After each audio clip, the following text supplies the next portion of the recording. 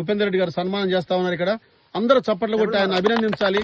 ఎందుకంటే ఆయన ఆయన ఆయన మంచి నాణ్యమైన దిగుబడి సాధించినటువంటి గొప్ప రైతుగా మనం ఆయన గుర్తిస్తా ఉన్నాం ఇక్కడ.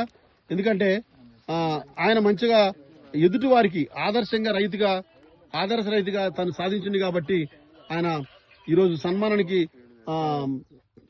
అర్హత సాధించాడు. ఎకరానికి కనీసం 30 నుంచి 40 మధ్యలో వస్తుందనేటువంటి ఒక అంచనా ఉంది. ఎటర్నా క్రాప్ సైన్సెస్